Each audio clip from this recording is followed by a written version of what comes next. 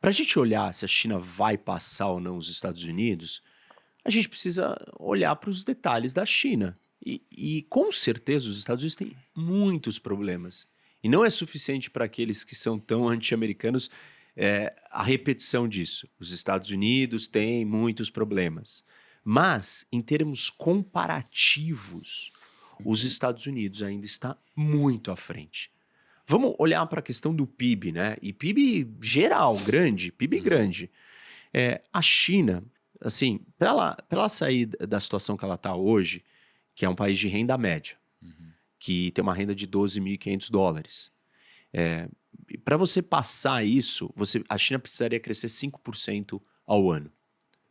Um crescimento constante de 5% ao ano. Para passar os Estados Unidos, tá falando? Isso. Tá. Só que ela não consegue, ela não vai conseguir crescer 5% ao ano. Por uma série de fatores, daqui a pouco eu explico. Mas imagina que então se ela crescer 2,5% ao ano. Se os Estados Unidos, e isso que ela tem essa população 3, 4 vezes maior que a dos Estados Unidos. Se os Estados Unidos crescer 1,5% e a China 2,5%, a China não passa os Estados Unidos até 2060. Se chegar lá. Ela vai ter que manter crescimento de 2,5% até lá. Eu acabei de dar logo no começo da nossa conversa, o cenário demográfico chinês. Não estou fazendo filho. Não estão e não farão. Porque, assim, tem um elemento de natalidade que é cultural. E a política do filho único, ela trouxe uma distorção muito grande para a China. E se a China está ficando mais rica, a tendência é que o quê? Que ela não mude aquela equação. Quanto mais renda, menos filhos. Então, ela não vai ter pessoas, ela vai ter um déficit demográfico e ela vai ter um problema, além de tudo, lidar com os aposentados. Ela não tem uma seguridade social, ela não tem um programa de seguridade social coletiva para aquela população. Isso vai custar muito para a China. E aí, você olha e fala assim, tá, vamos ver como é que os outros países que chegaram nesse status, o que eles fizeram, qual era a condição. Tem 38 economias avançadas no mundo. 38. Dessas 38, 19 conseguiram crescer 2,5% ou mais quando chegaram no mesmo valor de per capita da China, $12.500. E dessas daí, todas tinham, com exceção de duas, tinham um perfil das 19, só duas tinham um perfil demográfico negativo. Ok, tudo bem. A China já é exceção porque o perfil demográfico chinês já vem há alguns anos e ela já está crescendo mais que 2,5% ou 2,5%. Então tudo bem, ela já vai ser fora da regra, ela já vai romper essa regra. Vamos olhar para outro elemento, endividamento. A média de endividamento desses países, desses 19 e dos 38, era 170% do PIB. A China tinha 150% em 2008. Hoje ela tem 270% do PIB. Então assim, se os Estados Unidos têm dívida, algumas das dívidas americanas são causadas por uma condição estrutural de como a economia mundial está colocada. Eu já falo disso. Mas é importante a gente olhar para a dívida chinesa. A China ela gasta $8 de investimento para produzir $1 de resultado econômico.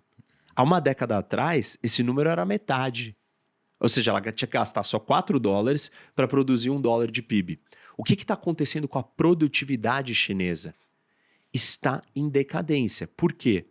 Porque quando você sai do nada, e esse é o problema da renda média, né? Você cresce muito rápido. Poucas coisas que você faz já tem um impacto muito grande, porque você está numa posição muito ruim. O difícil é depois que você bate a renda média, você continuar crescendo desse jeito. E se a China, assim, por que ela está gastando $8 para gerar de resultado?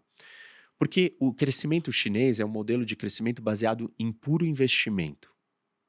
Vários países já adotaram esse modelo. Alemanha, Japão, os Estados Unidos em algum momento da sua história. O Brasil foi um case desse modelo na ditadura militar e cresceu muito. E o que esse modelo faz? Você pega e investe o dinheiro. E você tem que extrair o maior resultado dele. Então, quando você é um país pobre, que você não tem estrada, não tem porto, não tem aeroporto, não tem trem, não tem logística, não tem nada, esse investimento ele gera muita riqueza econômica. Mas chega uma hora que não adianta você construir mais 5 estradas, uma do lado da outra. O retorno desse capital não é produtivo mais. É tipo assim, você tem uma mesa aqui, aí você fala assim, não, agora eu vou ter uma ultra mesa, vamos fazer essa mesa de ouro, Rene. Pô, legal, mas ela continua sendo uma utilidade de mesa, você só gastou mais para uma coisa que não vai ter mais resultado econômico. E a China está vivendo isso, porque não adianta, não tem mais estrada para construir, mas tanta estrada. Não tem mais prédio, não adianta construir 30% quase do PIB chinês vem do setor imobiliário. E a gente viu a bolha chinesa imobiliária. Então, você vai construir um monte de apartamento que não tem quem morar. Então, os apartamentos estão vazios. Isso é uma grande bolha. A China, economicamente, é uma grande bolha. E ela está caminhando para um lugar que ela não vai ter como sustentar. O que ela tem que fazer? Ela tem que mudar o modelo econômico dela.